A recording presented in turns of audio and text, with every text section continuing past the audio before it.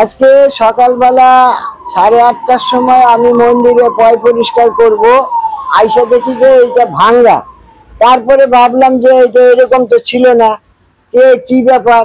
তারপরে তাকায় দেখলাম বাক্স ভিতরে ভাঙ্গা, বাক্সের ভিতরে যেই টাকা পয়সা ছিল সেই টাকা পয়সা এবং মায়ের গয়নাগাটি, বলতে গেলে মায়ের কপালে টিকলি সবাই অনেকে দেয়, 6টা ছিল, প্লাস মায়ের কপাল থেকে 2টা এবং একটা টিকলি ছিল চেন সহকারে ছোট সেইটা, এবং খুচরা টাকা প্রায় 700-800 টাকার মতন, এবং ক্যাশ টাকা ছিল আমার 16,000 টাকার মতো।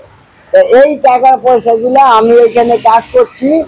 কালকে আবার এখানে বাবা পঞ্চাননের পূজা আছে, শিব পূজা।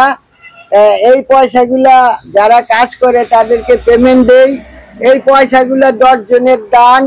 এই পয়সাগুলো 10-এর সেবার থেকেই আমি এইটা সেবামূলক অনুষ্ঠানগুলা করে থাকি এবং উন্নয়ন করি। তবে এই বাধা বিঘ্নটা মাঝে মাঝেই হচ্ছে এই মন্দিরে। হ্যাঁ, এর প্রথম একবার মায়ের মূর্তি ভেঙে দেয়। হ্যাঁ, আমি থানা বা আমাদের খবর চারিদিকে জানানো হয়েছে। তারপরে এখানে একটা দান বক্স ছিল স্টিলের, সেটার মধ্যে প্রায় 6-7 হাজার টাকার মতন ছিল। ওই টাকাটা নিয়ে ওই বক্সটা গেল।